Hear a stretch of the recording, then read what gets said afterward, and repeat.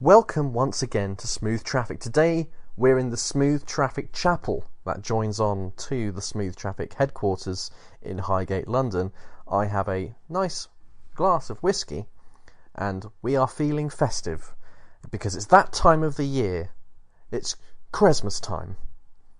Now, back on the 26th of September in the year of our Lord Quaresma, which was 1980 something, whatever it is, it's 35 years ago. Because 1983. Yes. Back in 1983, on the 26th of September, Ricardo Quaresma was born, the world's greatest ever footballer. A man who can do anything he likes with the outside of his right foot. And we are here today in the Smooth Traffic Chapel, the holiest of places, other than Quaresma's outside of his right boot, to celebrate the life of the man. Yeah, maybe his house as well, actually. That's probably quite holy. Especially his bath. I bet he's got a very holy bath. I bet it's gold as well. Oh, guaranteed he's got a golden bath. Yeah, he must have. I think he probably carved it out of gold. One massive lump of gold, and he carved it out into a bath shape with the outside of his right foot. In one day. That's how he perfected his trivella, by consistently just kicking the shit out of a lump of gold until it turned into a bath. Magical times. That definitely happened. That's going in the Quaresma Bible that we will publish next year on Christmas Day. Now, a little tip actually for you. Next year, if you'd like to take the day of the Quaresma's birth off from work, just ask your boss if you can have Christmas Day off, and he will undoubtedly, or she will undoubtedly say, yes, of course, everybody has Christmas Day off. I'm pretty sure you just said Christmas then. I may have, King. I may have. And that's because if you say Christmas Day, it sounds like Christmas Day, which means you can have the 26th of September off every single year, legitimately. So that's another reason to come into the religion of Quaresmasism. Quaresmasism. Nope. Need to work more on that. Quaresmanity.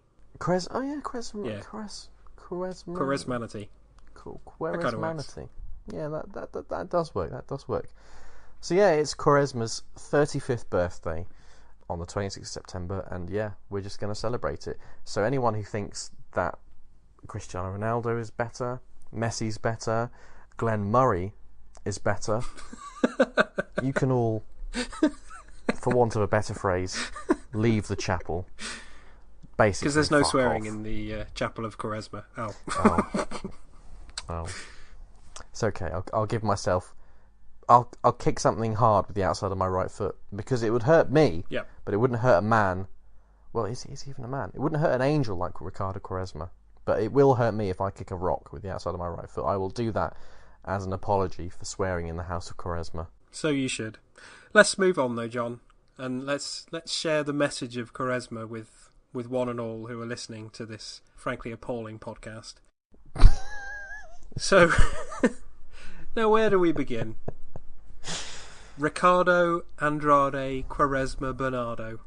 First of all, what a powerful name. Great name. Born in Lisbon. Lovely city. Brought through Sporting's academy, where so many greats have come through before. Eric Dyer, for one. Yes. Penalty legend. And that Scottish lad whose name escapes me, Ryan Gould. That's him. Oh, yeah. And, of course, the second best player in the world, Cristiano Ronaldo. Yeah. But before Ronaldo, there was Quaresma, and he enjoyed a modest start to his career with Sporting, but his performances were enough to seal him a transfer to Barcelona. Big move. Very big move. For a young man. He'd only made his Sporting debut as a 17-year-old, and then turns 20, and he's off to Barcelona. I feel like that was before Barcelona were good as well, King. Was that when they were shit? It was. Oh dear, I'm going to kick something again. Completely correct. He played one season with Barcelona, and it didn't go particularly well.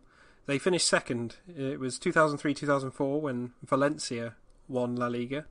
Oh, yes. But importantly, Quaresma left his stamp, and not in a violent way on this occasion, with Barcelona by scoring one goal against Albacete in a 5-0 rout at the Camp Nou. And if you listen to this, pop it on pause, go onto YouTube, do a quick search for Barcelona Quaresma goal. You'll find it, because there was only the one. He absolutely smacks it. It was the third goal, admittedly, so Albacete were already out of the game. But the keeper makes a hash of it as well. Oh, does he? I feel like, knowing Quaresma as I do, not personally, but from a distance, knowing him very, very well, I feel like, though that was the third goal, it may well have been the first, second, fourth and fifth goal of that game as well. I think you could argue that although it was the third goal, it was the winner. It was the one that made Albacete realise that this was it. The game was over. I think I'd feel that way if I saw Quaresma putting on his boots. You know, if I saw him lacing up a pair of mercurial superflies, I think the great Quaresma wears. That I also think he probably invented himself because he is superfly.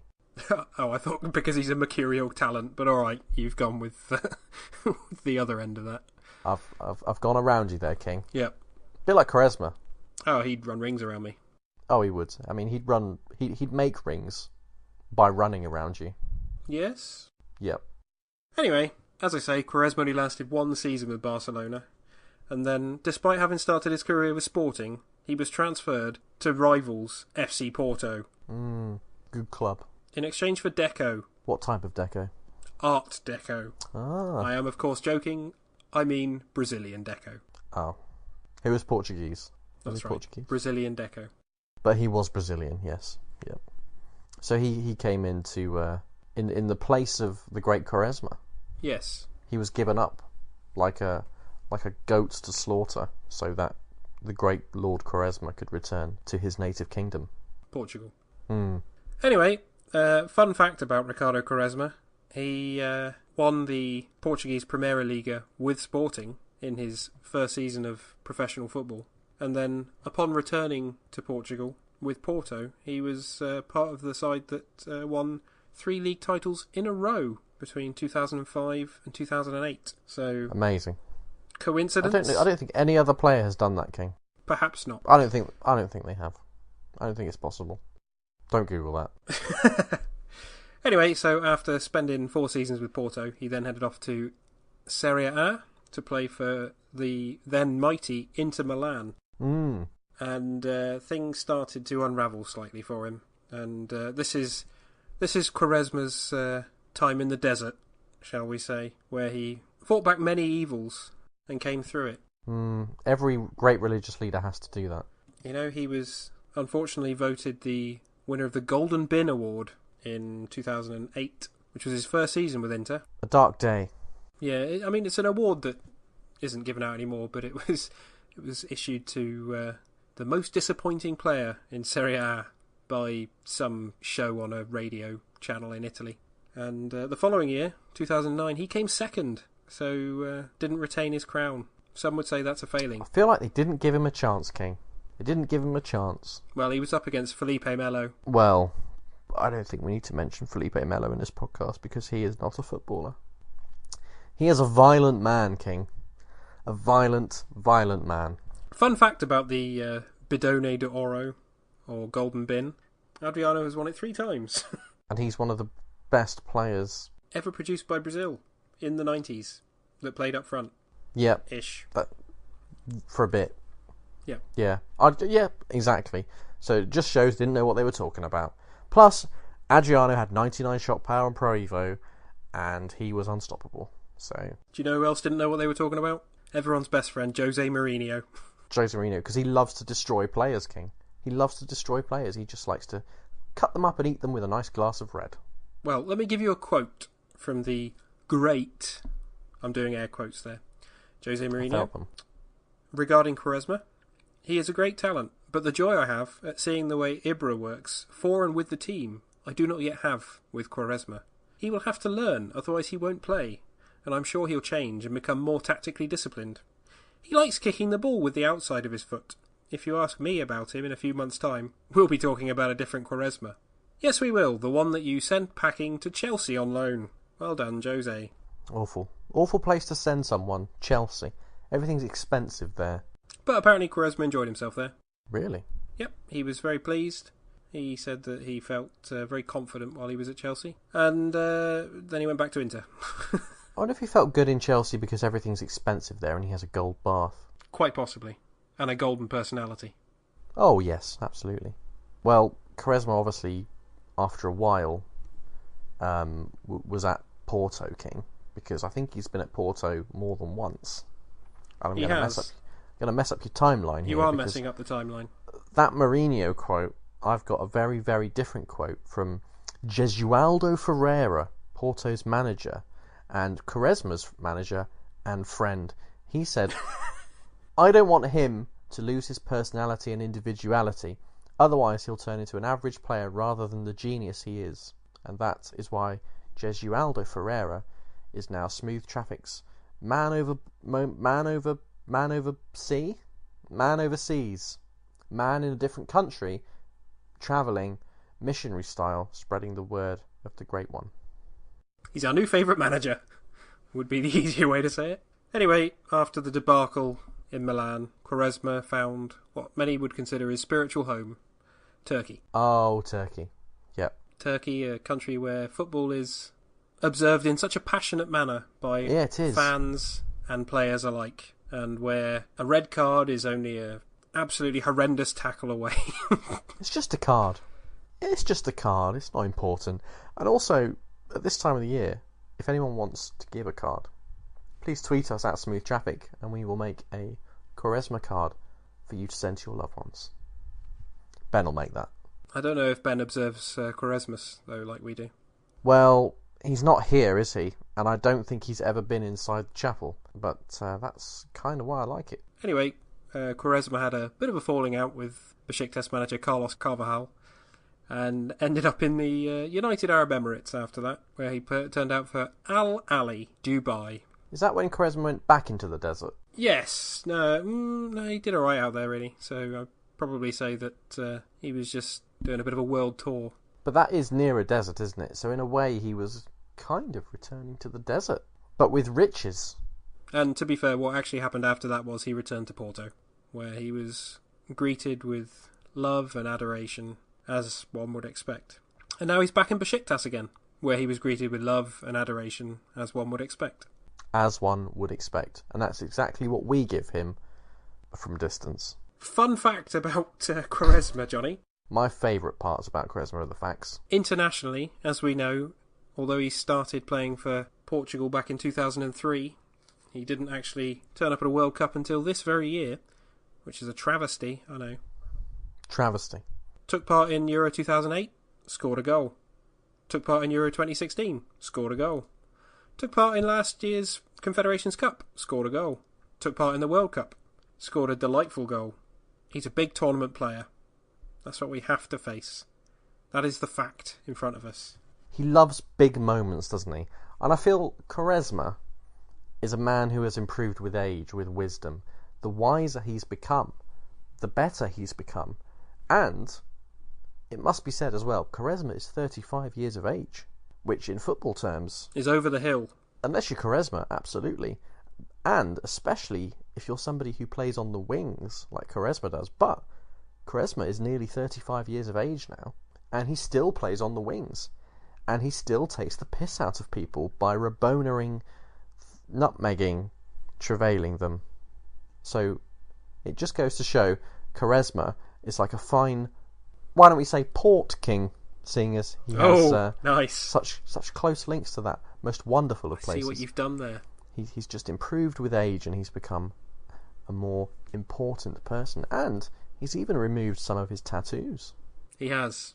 In particular, the rather questionable teardrops, which are a prison tattoo. I felt that he was sad. And to my knowledge, he hasn't been to prison. You just thought he was sad. I thought he was sad, and he thought he would remind people that he was sad by getting permanent tears on his face about a time that he was once sad. And I thought that people reacted to that negatively for no reason, because people are scared of tattoos, King. They're scared of tattoos. They're scared of the little kissy tattoo that Quaresma's got on his neck for some reason. Very scared of that. Very strange. And they were also scared of his tears. This shows a sensitivity, King. The little kissy mark on his neck, the tears, that's a sensitivity thing. but people seem to interpret that as some sort of horrendous gang tattoo that meant I've murdered people. To be fair, he's murdered plenty of fullbacks in his time. So yes. So what more is there to say? Ricardo Quaresma, the man, the myth, the legend, rabonering his way around the world since 1983. I wanted to compile a list of Quaresma's best goals, and I watched a video of Quaresma's best goals, and then realised it was impossible to compile a list of Quaresma's best goals, even though I was already watching a video. I don't know how that's possible, King. I believe Quaresma causes paradoxes, but after watching the goals, I couldn't decide which of those were the best goals. So how was I watching the best goals? Very, very strange, but the power of Quaresma is so great, it is possible he's done something to the fabric of the universe. That's left me a bit confused there. Were you in fact just watching a video that showed all of his goals? I don't know, King. I really don't know. It was quite a long video. Did you see his goal for Barcelona against Albacete? I did not know, but I believe if people search on YouTube Quaresma Barcelona goal, they will find it, because there was only one. That was all he needed to do while he was there. You're absolutely right, John. It's nice to see that you've learned something. I have learned something. I've learned lots under the wisdom and guidance of Lord Quaresma. The experienced tutelage of the almighty Quaresma. I feel like I should celebrate my knowledge of Quaresma by getting a tattoo of Quaresma. You should. On your face. Yeah.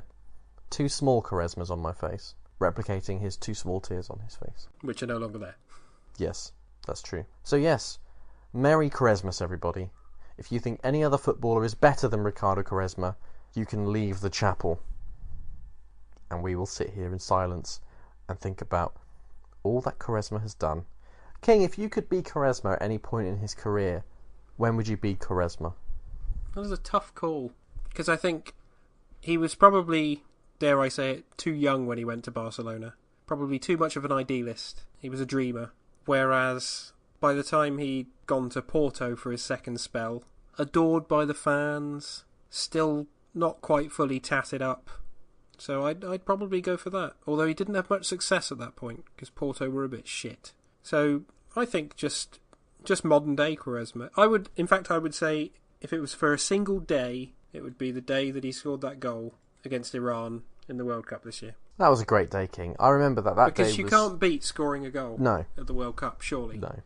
And with that goal, he showed everybody that he was the best player in the world. Right then and there, he was like, right, this is what I can do. Abracadabra, ball's in the back of the net. I've used my extra magical outside of my right foot, and I'm better than everybody else who's ever played football. Pele, never heard of him. Maradona, never heard of him. Ronaldo, never heard of him. And Messi, never heard of him. Don't know who those people are. Quaresma, though, I've heard a lot about Quaresma. Different class. Indeed. I actually think that the Quaresma that I'd want to be is the right now Quaresma, because I don't think there's ever a better time to be Quaresma than right now. That's just the way I feel. I feel like the best Quaresma is right now, whenever that time may be.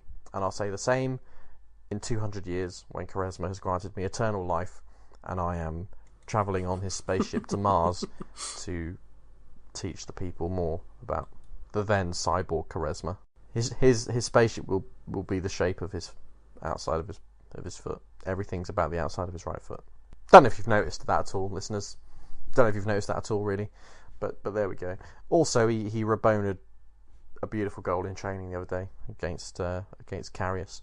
I mean, it didn't matter. Karius. I mean, it's not the best example, is it? No. I mean, it doesn't matter. I mean, it's a great example of his skill and ability, but in terms of the goalkeeper to score against, he's not really a goalkeeper, is he? He's a hipster who's got gloves.